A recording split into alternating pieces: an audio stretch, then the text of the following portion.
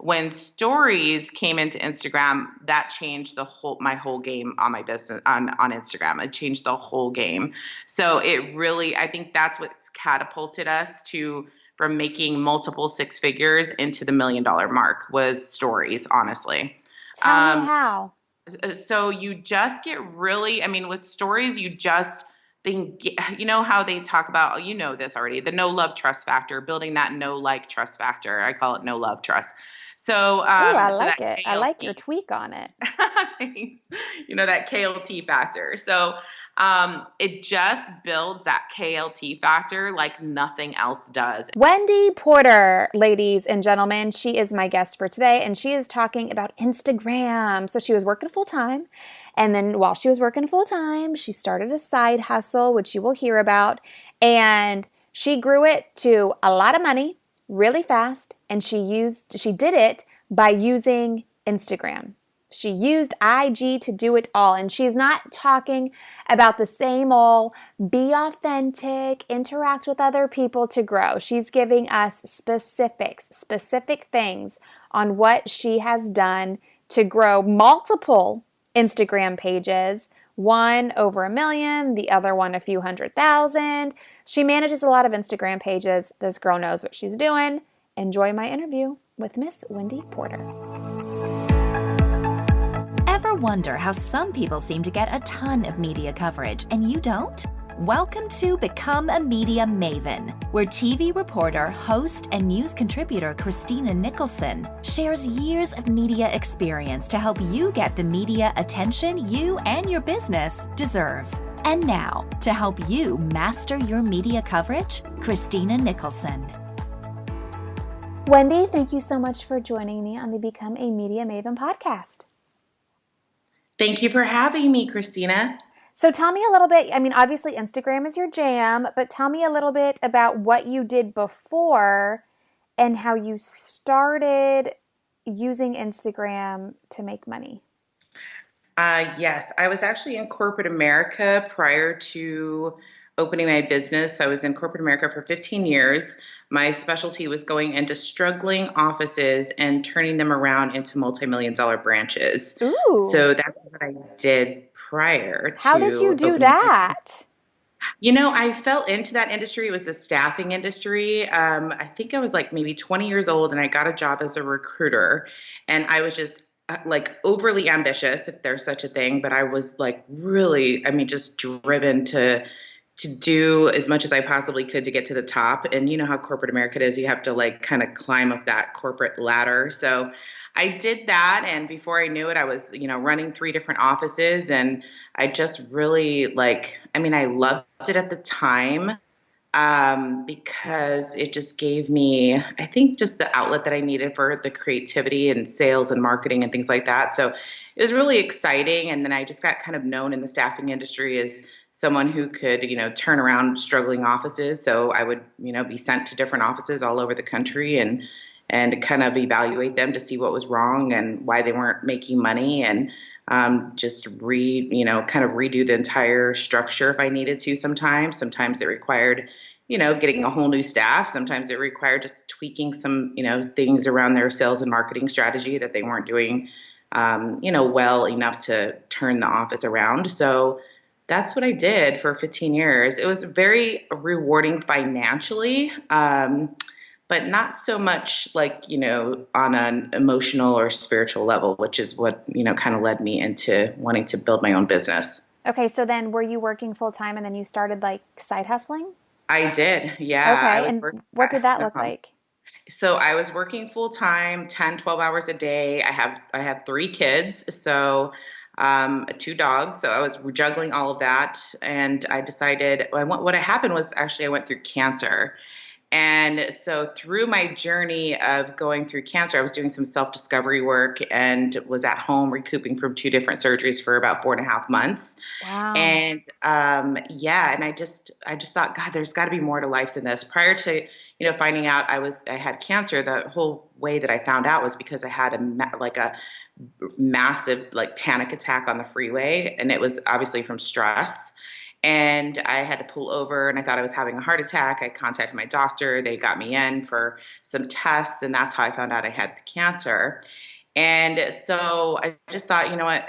Obviously, this job is stressing me out. I mean, there would be my eye would just start twitching for no reason for like weeks at a time.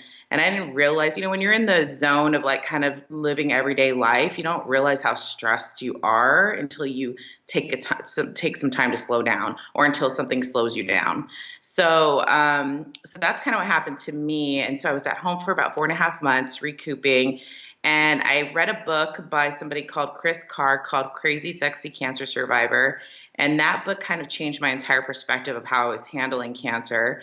And it was through Chris Carr who I then fell into knowing who Marie Forleo was. Mm-hmm. And I took B school when I was home recouping from those surgeries. And it was through B school that I really, decided I'm going to start my own business. I'm going to do this.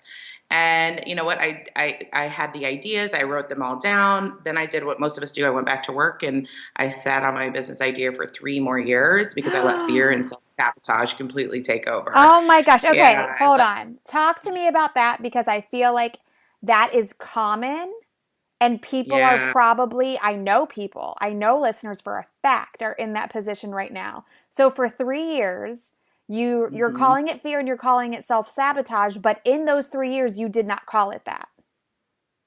Right, exactly. In those 3 years, I just called it going back to work and being busy. Mm-hmm. Exactly. And that's a bullshit excuse now, but you did it at the time. Exactly. Exactly. At the time, I didn't know that's what it was, but I went back to work and just was like, no, I'm safe here. This is my safe place. I'm used to this grind. I'm used to being miserable here. You know what I mean?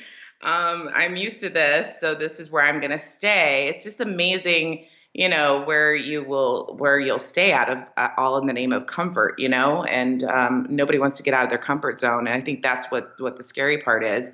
So I went back to work and I was just grinding away for 3 more years until, I just finally, like, I was so miserable that like when I would like pull up in the parking lot, I literally, if your mind isn't going to get it, then eventually it moves into your body. And so at least that's what I think, is that it moves into your body and your body feels that misery and feels that, anxiety and that unhappiness, whether it's through panic attacks or getting sick or through cancer. And so once again, I was starting to have kind of health issues, and I was feeling nauseous every single time that I would go into, pull into the parking lot. I would be like, oh my God, my stomach hurts. It would be in knots, literally nauseous in knots and physical sickness. And I just thought, this can't be this. You've got to do something, you've got to do something about this. And I think it was for like 6 months where I literally was waking up every single night, like 2, 3 o'clock in the morning with all of these business ideas. And I would have to like jump up out of bed and get my journal and start writing them all down because I didn't want to forget what they were about. And I was like, this is crazy. I'm not going to get any sleep. I was like a zombie walking around for probably 6 months, not getting any kind of sleep at all, maybe sleeping 3 hours a night because all these business ideas were just flooding me. And I just thought, you know what, this is crazy. I've got to do something. And so I just decided to start on the side. What's the worst that can happen? I was like, you're miserable. What's the worst that can happen? If you just start on the side, you're not going to lose your job. You're going to keep your job. You're just going to start this on the side and see what happens. If it doesn't work, it doesn't work. And, I just thought, well, I'll start on the side and maybe in 3 to 5 years, I'll be able to retire. And, little did I know it would only take 8 months before I was making 6 figures in my side hustle. And Wow. yeah, That's amazing. yeah. So I was able to retire in 8 months. So 8 months later, I retired my corporate America job and haven't looked back. And it's been 4 years. Okay, a couple of things. One, I am a big proponent of side hustling while you're working full time. Me too. And people always, again, talk about excuses. People always say, oh, I can't, I'm busy. I work full time. I have kids at home, blah, blah, blah, blah, blah, blah. Okay, listen, you did it. I did it. I worked full time with kids at home with a toddler and an infant, and I still had a side hustle because it will take the stress off of you because you have that full-time income and then you have the side hustle that you're growing. So many people, they're like, oh, I'm going to go all in. And then they're too scared to spend money to invest in their business. So then they're not moving it as quickly as they could be. And then they're also stressing out about money because they're not making any money because they just started their business, which is their full-time job, not making any money. So Absolutely. I love that you did that. Okay, so tell us, Yeah. what was this business and how did you turn it into six figures so quickly? Well, it was a really quick side note on that because I want to like say something really quick about that because you're so right about that. And that's one thing that I tell my clients all the time is go into I believe in responsible entrepreneurship. Mm-hmm. If your family is dependent on your income to make it happen, there's no reason why you can't start a side hustle first. And like you were saying, not to mention that it also, if you the number one thing to building a business, I believe in the very beginning stages, is to have confidence in yourself. If you're stressed out about money and you don't have any way of, paying your bills, or you're freaking out about that because you quit your job and went into full-time entrepreneurship, how much confidence are you really going to have? You know what I mean? And that's written all over your face when you go out there and you try to get new clients. It's written all over your face. You can't possibly be confident in your business if you're constantly stressed out about how you're going to pay your bills next month, 100%, 100%. And you need to, I didn't realize this at the time when I started my business. I was like, oh, there's so many free podcasts, there's so many free courses and so many free resources online that I don't need to spend any money. I'll just get it all online and I'll build this amazing business.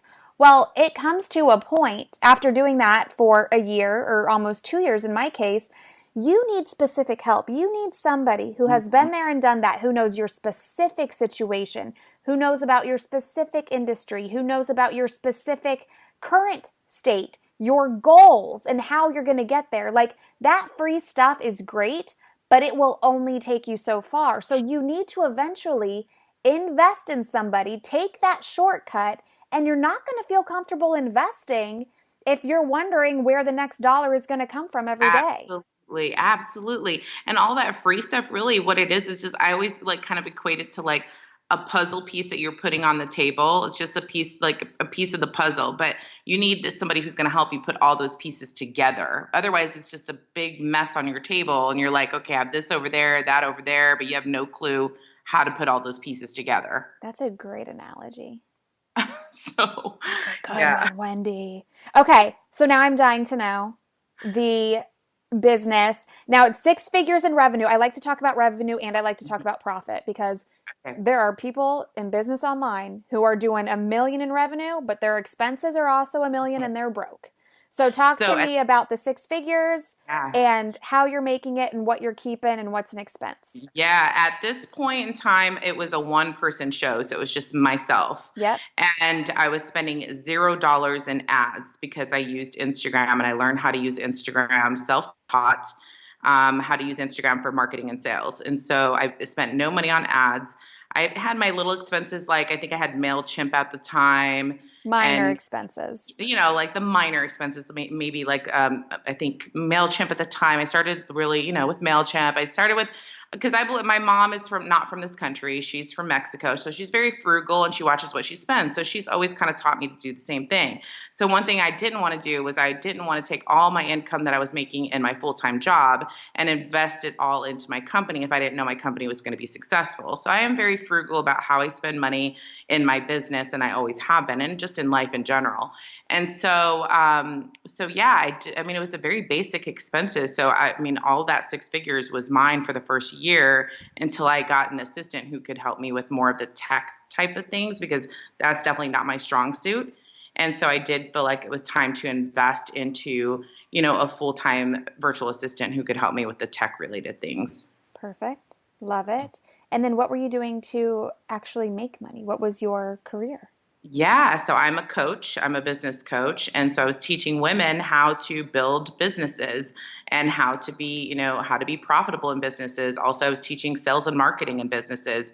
That's kind of my specialty. That's what I did. And for 15 years in corporate America, was went in and, restructured their entire sales and marketing team sometimes. So that's what I was teaching women, was how to turn a profit in their businesses. I love how you used your corporate experience to turn it into what you actually do in your own business, because I find so many people, like, they'll say that, oh, I help businesses grow. And I'm like, okay, what's your experience? And it's got absolutely nothing that has Right. to do with growing businesses. Like, people do Yeah. it in my industry all the time. Like, Yes. some people will get themselves in a couple of outlets, then all of a sudden they're a publicity coach, or they have friends that are influencers, and then all of a sudden, like, their influencer friends are saying, oh, hire this person for publicity. Like, it doesn't work like that. So No, yeah, it's crazy. You got to be 5 steps ahead of the people that you're teaching. So you can't teach if you don't know. So, exactly, exactly. And so many people also, when they want to do their own thing and they want to start their own business, and they're like, I just don't know what to do. Like, they also forget, like, well, what have you been doing for the last 10 or 15 years? You've been getting up and doing that 5 days a week, at least 40 hours a week. Like, use that, because that is absolutely. like, you don't just have to do it for somebody else to pay you. You can do it for yourself, tweak it so it is something that caters to the lifestyle that you want, and then teach other people how to do it. Or if you don't want to teach other people, then build your own agency around it and become a consultant and have team members who help you. Like, there's just so much that people can do with their So corporate much. backgrounds. And if Hmm. you don't have experience or a background in it, then, like, you need to learn before you actually do it or try to teach people how to do it. That's like Yeah, such a pet peeve of mine. absolutely. I totally agree with that. Yeah. And, I had experience in corporate America, not just, restructuring whole sales and marketing teams, but restructuring the entire office. In one office, I built from $0 in sales to over $3.5 million in sales. So I built that whole office really on my back. So I definitely know how to build offices, build businesses, do sales and marketing. So I took like all of those experiences that I had in corporate America and combined it with my passion for empowering women. And that's always been my passion since I was, a teenager. I can remember, because sometimes when you're younger, girls can be really mean and ugly to each other. And I just never understood that. I never understood why women compete against each other and, why there's even that competition. I always feel like there's enough room for all of us to succeed and make it to the finish line. So I never understood that mentality. And I've always been the woman who's always, the girl, the teenager woman who's always, been there for other girls or other women and, really like lift them up. And, I'm their biggest cheerleader. And so that's always been a passion of mine. And so I combined my experience in corporate America with my passion for empowering women. And that's what I built, was this, women's empowerment network and, coaching business that motivates and mentors women to reach their highest potential in both business and mindset mastery. So And that's what you we. used Instagram as a Yeah. lead generator. Yeah, I used Instagram to really become an influencer. So I built my Instagram pages to over 1.5 million women on followers on Instagram. Okay, and So what is your Instagram so people can find you? so our main page is called Boss Ladies Mindset. So all one, Boss Ladies with plural mindset. And then we have another page, another big page called Crowned and the number 4 Success. So Crown number 4 Success.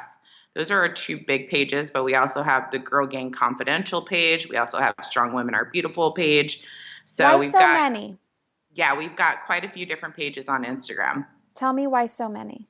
Because that's a You lot know, to manage. Yeah, because, luckily now we built them slowly. So our first one was Crown for Success and Boss Ladies Mindset. So those were our first two.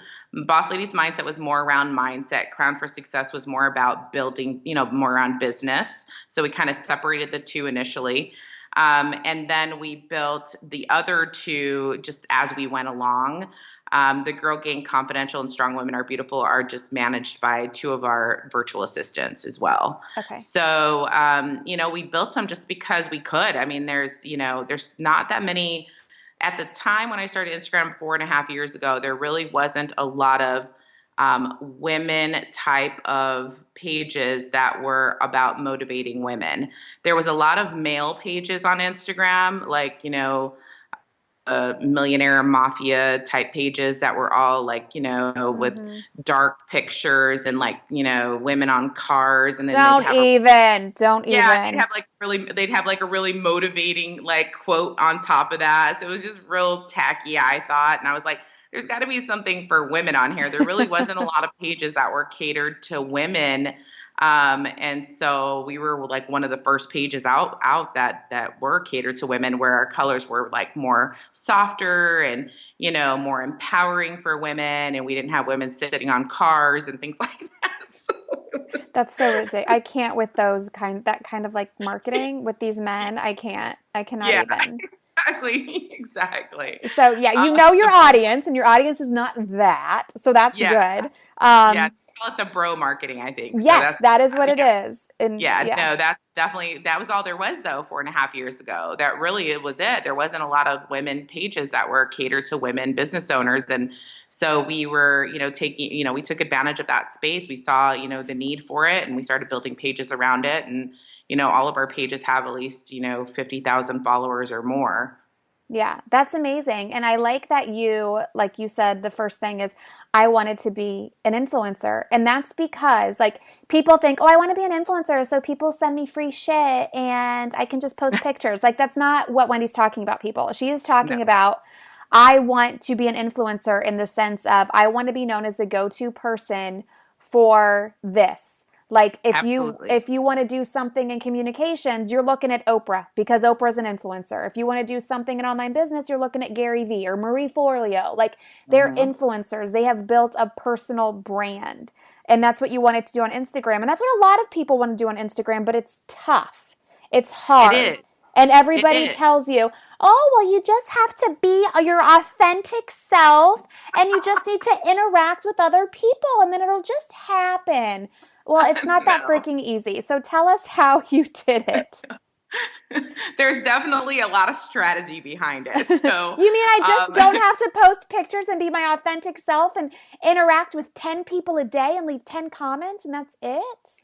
Yeah, no, it takes a lot of work. It does take a lot of work. In fact, that was kind of like, that was a full-time job when I first started. Obviously, I don't have to do it as much because now we have over 1 million followers, but it is a full-time job as far as strategy wise and collaborations and, finding other influencers who are willing to work with you. And tell me what that looks like. Like, give me some specific things that you did during the process that maybe you were like, okay, I did this and it really worked to help you grow to 1 million. Yeah. So what I did in the very beginning was there was a page called Boss Babe, and I'm not sure if you're familiar with Boss Babe. I am familiar. I just had the creator on the podcast, and I'm a contributor to Boss Babe. Oh, perfect. Okay, so there, Natalie, I'm sure Natalie Ellis. I had Danielle, the co-founder. Oh, you had Danielle. Yep. Okay.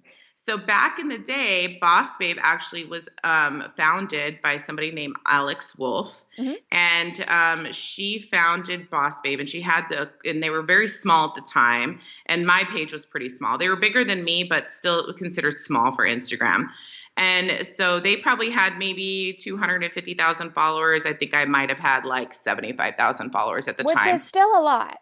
Yeah, it's still a lot, but Alex had worked her butt off to get to that point. I was working my butt off to get to that point as well. And so Alex had released a course, and, I thought, well, I already know this course, like I knew the course already. It was kind of similar to B School. So I already knew everything that was going to be in this course. Obviously, I took away some good things from it, but, for the most part, I really got into the course because I knew it was her first course that she released, and I wanted to kind of rub elbows with her and to kind of pick her brain a little bit more. So I did that, and I was one of the first people who enrolled in that course. Who also did that was Natalie. So Natalie was in there as well.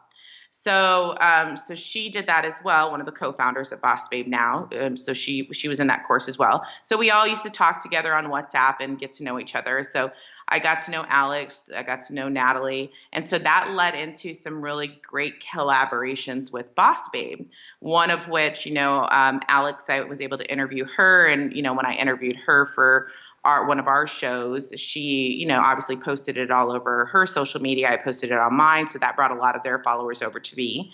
And then we also I did a testimonial for them as well that she would use quite a bit. And so that would bring people over to me as well.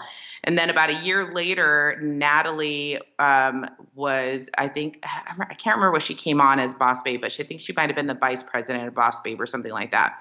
So she was working directly with Alex for probably a year, 2 years, I'm not sure. And so at the time, the course that they had was the one that Alex had made, but they didn't have like any mini courses. And so I was making mini courses like crazy, like little $47 type of courses and selling them like hot. I mean, they were just selling like hotcakes. And so I came to them and said, why don't you guys, do some mini courses? I'll create them for you. You can package them up as Boss Babe and we can sell them that way. Split the profits 50-50. They were totally open to that. So that's what we did. For probably a year, we did that.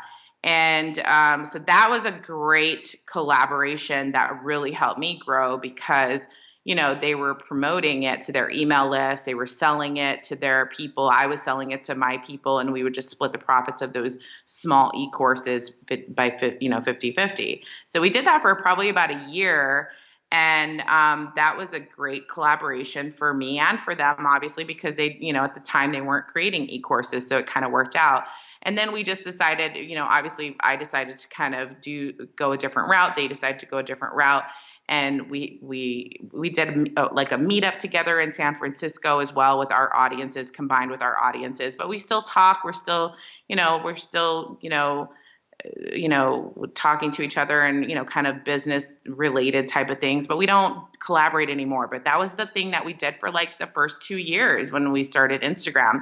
And it worked out for both parties. And it was just, it was just a great collaboration. So that was one of many collaborations that I had with other people on Instagram. That's awesome. And that started because you bought a course from them and built a relationship inside that course, correct? Exactly. Okay. Awesome. I did an episode not too long ago. It was about an Instagram giveaway. And it was a giveaway that included the Kardashian Jenner clan. I did two of them. I should say Disick too, because Scott Disick is in there as well. But I shared a behind the scenes look at Instagram giveaways because I have found that people do them, but they don't want you to know that you're doing them. They want you to think that people are following you because they freaking love you. And sometimes they're following you because they want to win some free shit. And there is no shame in my game. So I went behind the scenes of the Instagram giveaway. This is how many followers I got. This is how many people dropped off after the giveaway ended. This was the engagement rate, the impressions, like through it all. Like I did it as an experiment so I could come back and tell my podcast listeners what happens on the inside because nobody talks about it. It's like a big secret. Yeah. Which is crazy. Some things went up and some things went down. Yes. So I think it's super helpful that you're talking about what's working and what's not working. Can you give me one more example? So you teamed up with them to create something and sell it. And then by default, your Instagram channel gets promoted in the process. What other things could people do to help build their brand on Instagram? So also back then too, the one thing, what changed the game for us really, so that was kind of in our infancy stages where we, collaborated with them and then we kind of went our separate ways and they, they're doing amazing. Those girls over there are doing absolutely amazing. So big shout out to them for everything that they're doing. So we just kind of went our separate ways though and kind of decided, okay, our businesses are going in different directions. And so from that point, that's where really stories kind of was implemented into Instagram. When stories came into Instagram, that changed my whole game on my business on Instagram. It changed the whole game. So it really, I think that's what's catapulted us from making multiple six figures into the $1 million mark was stories, honestly. Tell me how. So you just get really, with stories, you just how they talk about, this already, the no love trust factor, building that no like trust factor. I call it no love trust. So, I like it. I like your tweak on it. Thanks. That KLT factor. So, it just builds that KLT factor like nothing else does. And people are so intrigued with knowing who you are, especially at this point, because I had kind of already built that influencer status. So at this point, people want to see the behind the scenes. They want to see like what you do. They want to see what I'm doing with my kids or, when I'm singing in the car, just silly stuff, just being my silly, authentic, crazy self. You know what I mean? And so they just want to see that. And I think that that built the relationship even stronger with my audience. And it built my email list like crazy. So like, and I will tell you, right now, there's a strategy right now on Instagram that literally I just tried last night for the first time. And let me look here. Well, as of like, I just posted it, I think at midnight. This one of my stories I posted at midnight about an opportunity that we have. And we're, I think, already at like 500 emails right now collected off of that one story, like in a 12-hour period. And what So did that story look like? it's so simple, honestly. There's no magic to it. It honestly was one of the most simple. I posted it at midnight. I was tired. I was exhausted. So I posted it at midnight just to kind of test it out. And it literally, like, it's already gotten like over 500 emails in like a 12-hour period. So if you are not using stories, use stories because it builds a no love trust factor a lot faster. But it also is a great way to build your email list. So, whether you're just, you're posting about your different programs or whatever it is that you sell, get it in the stories, get in the stories. But here's the thing. I always tell people, like, don't just sell in the stories because that's not going to work. You have to let people know. Stop selling in everything you post. You've got to let people in. You've got to let people know who you are. You've got to give them value. You've got to, let them in your life a little bit behind who you are as a person. You've got to let them in a little bit because I know a lot of people are like, well, I need to keep it, business because it's a business. No, you don't. You need to let people in a little bit. People do business with people, not with businesses. They want to know who you are. So that's kind of the new thing. People want to know who they're doing business with. Those times have changed where people aren't, just doing business with business. They want to know who they're doing business with now. So don't be afraid to like put yourself out there and show a little bit of your quirkiness and show a little bit of who you are in your stories because it really does build that no love trust factor a lot faster. So that was one of the things that catapulted our business. Also, one of the strategies was stories. Another thing too was doing stories in other people's profiles. So back when I started doing stories, when stories first came out, or even posts, when I started doing posts with other influencers, and I would pay them to post a post for us or do a story for us, people weren't asking for them to put your link in your bio. All they did was do shout outs. They were called shout outs back then. So 3 years ago, they were just called shout outs. But people weren't saying, hey, if I give you an extra $20, will you put my link in your bio and tell people to, click the link in your bio to sign up for my free XYZ? People weren't doing that. So I started doing that like 3.5 years ago, and that helped build our email list as well.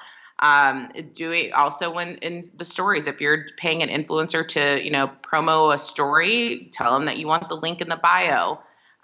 So those little tiny strategies, and there's tons of them. I mean, I've got probably over 50 different strategies that I can tell you what to do. And I mean, simple things as simple as using a sticker, one of the Instagram stickers, like the poll sticker, the question sticker, increases your engagement and has you have a really good chance of getting on the explore page when you do that.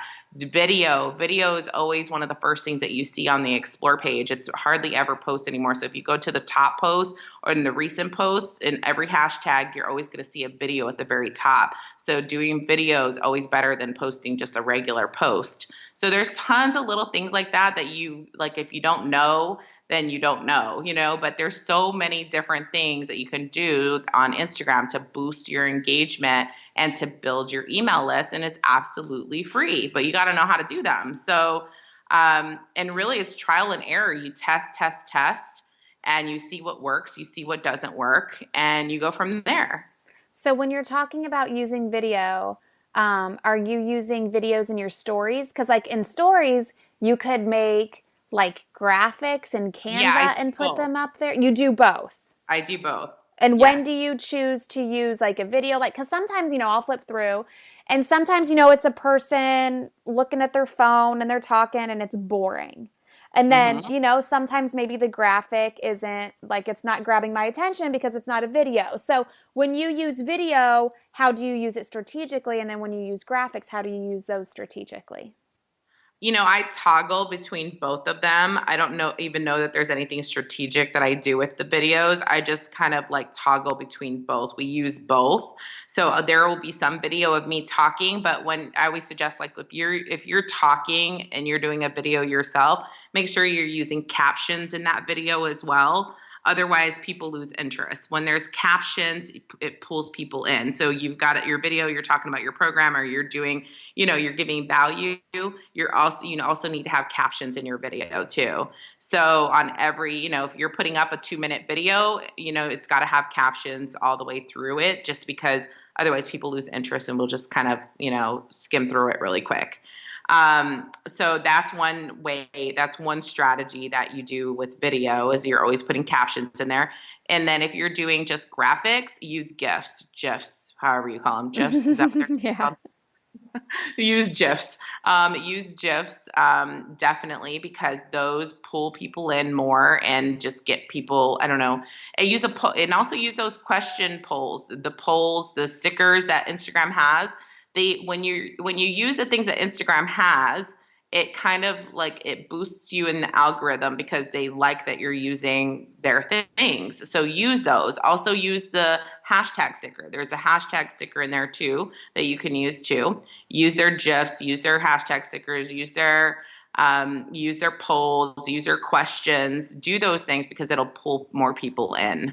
Perfect. Do you have somewhere where I could send my listeners to get more of these? Because you have endless strategies and tips for people. Where can we send people to get more? Yeah, they can go to Crowned, CROUNED FOR success and .com. So crownforsuccess.com. And to subscribe to our newsletter. And every single week we send you new tips, resources, and things around Instagram as well. Awesome. I will link to that in the show notes. Anything else you want to add that I should have asked? Oh, we kind of got excited and went on a different topic because there are all the things to talk about on Instagram. Tell me specifically what your story looked like that got the 500 emails in just a few hours, because that's not something I can link to in the show notes. So what did that look like? Was that you talking to the camera? No, it was actually just, the create button on Instagram stories, the create where it like you just type on the screen. Yep, that's all it was with some GIFs. People, it is that easy. You had good copy. You had to have had good copy. It was that easy. My landing pages are really good. They're good. I mean, but it's true, right? Like, I mean, and you talked about Marie Forleo's B School. Everybody wants to create all these different things at all these different times. Marie Forleo has been selling one thing for years, people. The same damn thing every year that keeps bringing in millions. It is not rocket science. You just got to do it good. Stick to what works. Stick to what people always want to reinvent the wheel. Stick to what works. It's really that simple. Awesome. Thank you so much, Wendy. You've been amazing. Thank you, Christina. You are too. Thank you for having me. Make sure you check out the show notes for this episode. And if you have not already, I would love to get that rating or review from you. Let me know what you think of the Become a Media Maven podcast. And if you have ideas for me, tweet them to me. Send me a message on Instagram. Leave something in the comments. I think you should do it on Instagram. This podcast episode was about Instagram, so head to my Instagram at Christina All Day. Let me know what you thought. Let me know what you want to see in the future. Thank you so much for listening. I will see you around next week.